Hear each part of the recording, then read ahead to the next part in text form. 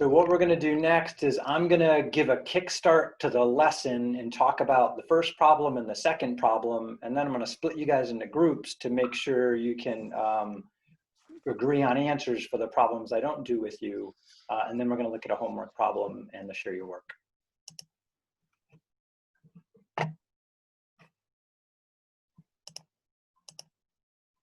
All right, so again, if you're not reading these intros, please do. I always talk about all of this in my own way, using examples in the beginning of class. Take a look at that someday.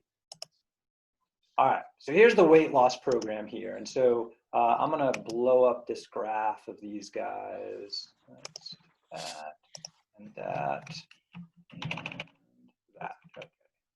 Not too grainy. And I'm going to focus on Marcel, who seemed to kick butt in this weight loss program, for better or worse.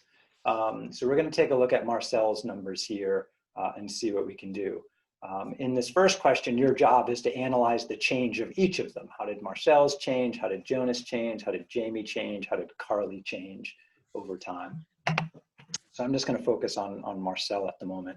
So I can see he started off at 200 pounds. I'm assuming Marcel's a he, but I don't know. And then 3 months later, 3 weeks later, Marcel was at, looks like 190 pounds. So 200 to 190 over 3 weeks. So I'm going to put that in a table so I can play with it. And I'm going to do it on paper first and then try it in a spreadsheet. So we've got weight loss.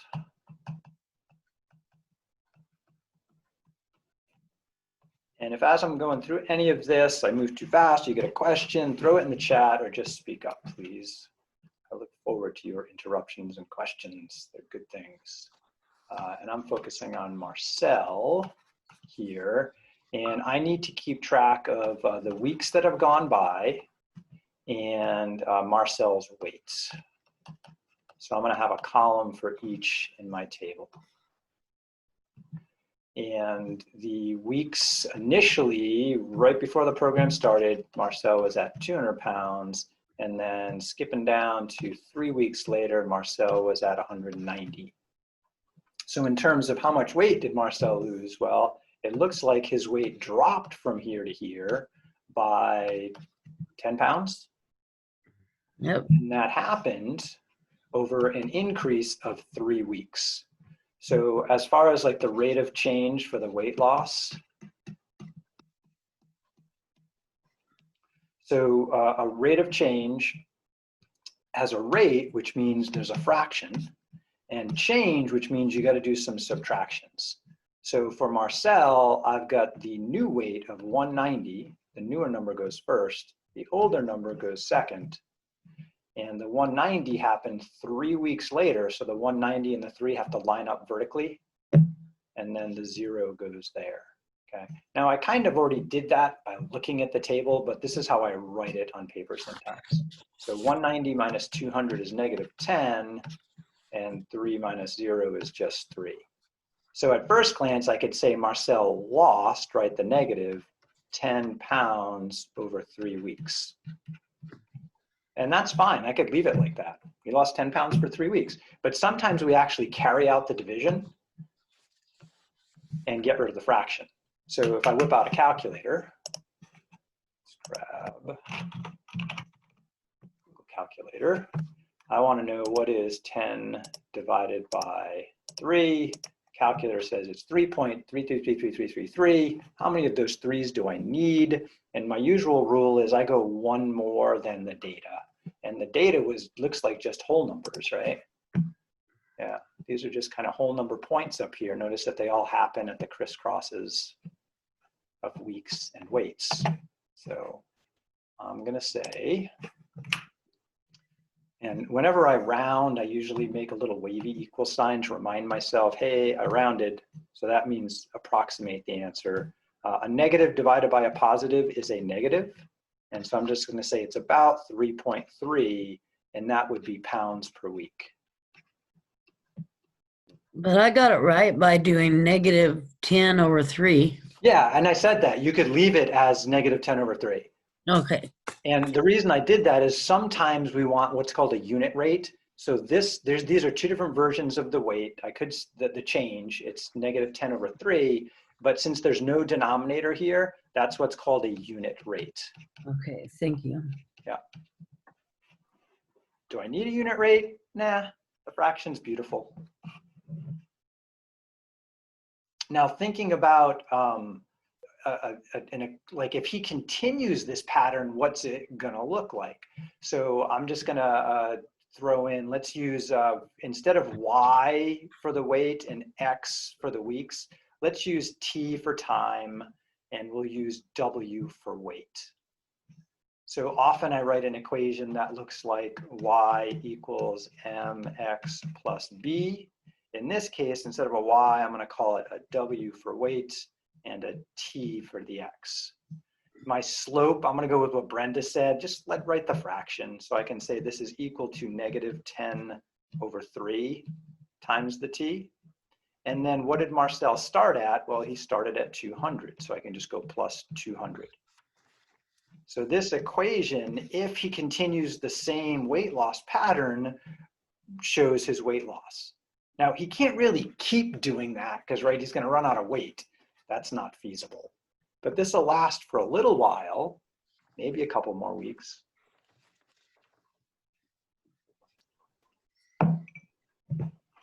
All right, so there's similar questions in the activity here where you need to tell me about what does the rate of change mean here?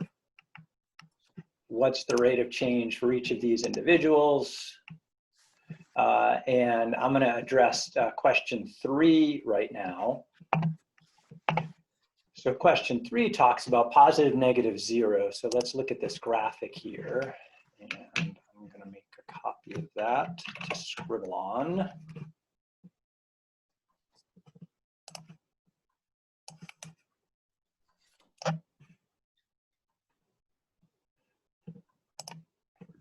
All right. So on Marcel's, so I'm just gonna try to color his red here. I found that his rate of change was -10/3. So notice it's negative, right? It's definitely a negative rate of change. So it's decreasing. Yeah, it's decreasing. So when something's negative like that, we say it's decreasing. And one thing I like to think about when I'm doing these, weeks is time, and time marches on. I can't stop it. It just keeps going in this direction. So over time, if I were walking on Marcel's path here, I'm going downhill. So that's downhill as I go from left to right. So anytime you see a graph and it's going downhill left to right, that means there's a negative rate of change going on. Things are decreasing over time. Now, Jonas, on the other hand, Jonas was actually gaining weight. And let's see, where's a highlighter? There's Jonas. Jonas is going up. And let's see, Jonas went up 5 pounds over 4 weeks. So for Jonas's rate of change, it's 5/4. That's definitely a positive number. It's a positive rate of change. Jonas's weight is clearly increasing. And graphically, if I'm going left to right, it's going uphill.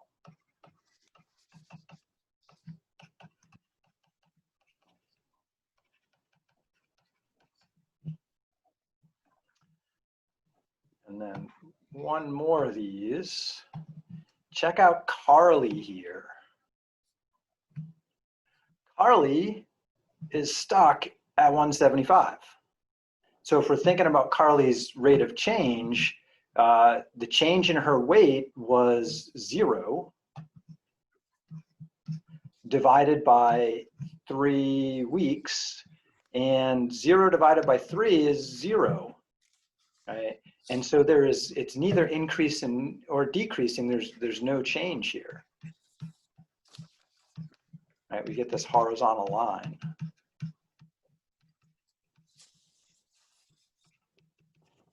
Okay. So Carly has a rate of change of 0. There's no change. She's stuck. So you can kind of categorize slopes in a lot of different ways. One way is it positive, increasing? Is it negative, decreasing? Or 0, just not changing? It's a flat line. Which means constant, right? Yeah, which means constant. Nice, good job. Thank you. At least in this case, constant weight. Right. Okay, so I'm gonna hold off on letting you guys jump in and finish that, but there's a few more questions to answer here. Probably the hardest one is number 6. I'm gonna let you guys struggle on that. I wanna jump over to the next problem, skipping the middle section here. That one's not too bad. So comparing consumption. And we're going to just take a look at this information about milk and soft drinks, and I'm going to put it in a table. Because I find whenever I have complicated information that seems to be related, looking at in a table helps my brain adapt to whatever's going on. So I'm just going to read through this with you, show you how I would make a table, and then based on that table, the rest of the questions aren't too hard to answer. I want to get this set up, and then I'll let you guys free to check answers on the weight loss and the milk versus soft drinks. All right, so let's see. In the 1950s, or since 1950, so that's probably important, 1950, US per person consumption of milk and soft drinks has changed drastically. For example, in 1950, the number of gallons of milk consumed per person was 36.4 gallons. In the year 2000, that number had decreased to 22.6 gallons. And then they give me some information about soft drinks, and they say soft drinks in 1950, they weren't as popular. People were only drinking about 10.8 gallons on average. And then, but by the year 2000 here, people were drinking 49.3 gallons per person. Oh my gosh, that's a lot of soft drinks. Okay, so I need to put all of this together. So there's a bunch of information here. At first glance, I have to keep track of the year. So I'm gonna need a column for that. I need to keep track of what's going on with the milk. And then I have to keep track of what's going on with soft drinks. And I can't emphasize enough for quantitative information how helpful summary tables can be. So in the year 1950, milk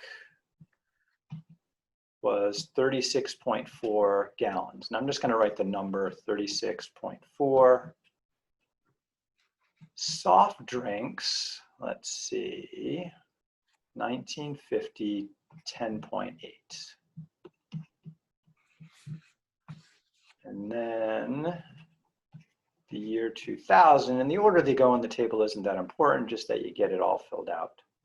Milk again, milk 2000, 22.6 for milk. And soft drinks went up to 49.3.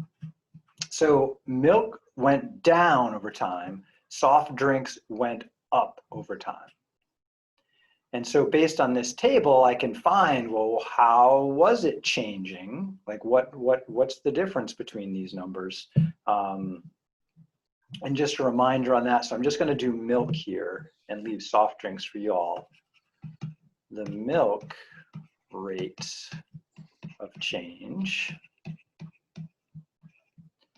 would be, it's always the newer number, so that would be the 22.6 minus the previous number.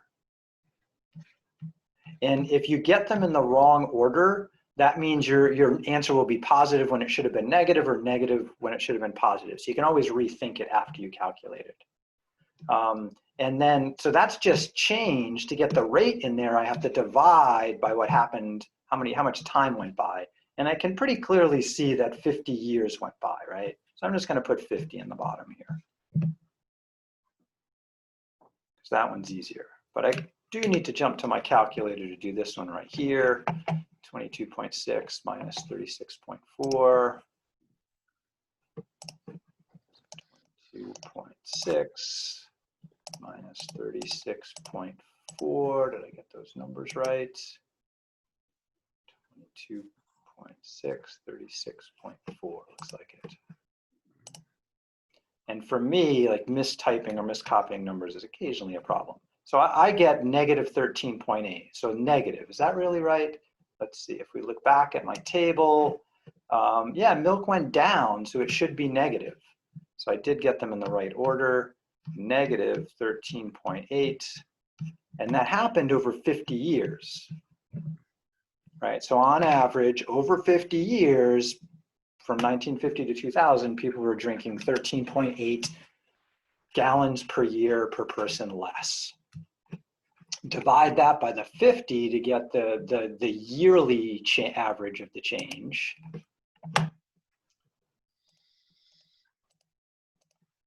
And I get negative 2.76, and I think I'll hold on to all three of those decimal places this time, negative 0.276.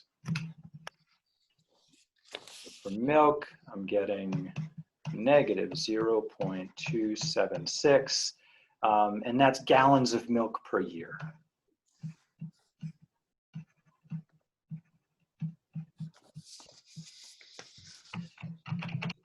Spell milk today. That's better.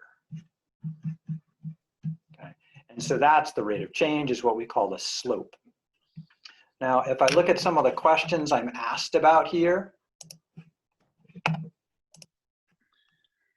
I'm asked to graph those, so I need to plot those points.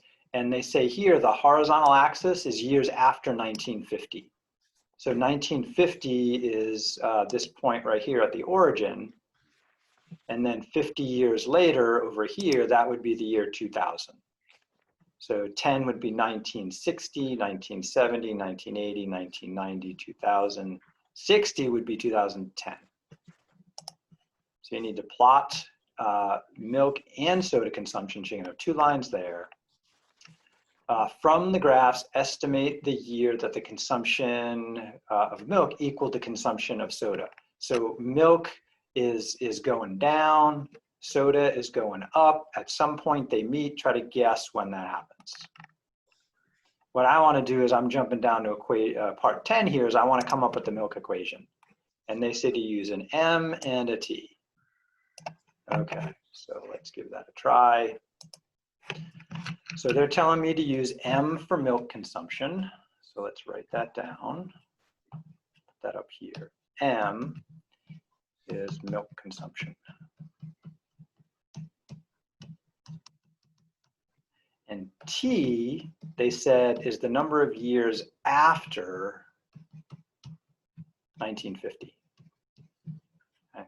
So that means the amount in 1950, that's my starting point. Okay. So as far as an equation go, like the y equals mx plus b idea, y equals mx plus b, I've got, instead of a y, I'm using an m. We just calculated the slope to be negative 0. That was not a very nice 0. That's better. 276. Use t instead of an x. And then where are we starting? In 1950 for milk, that's the 36.4.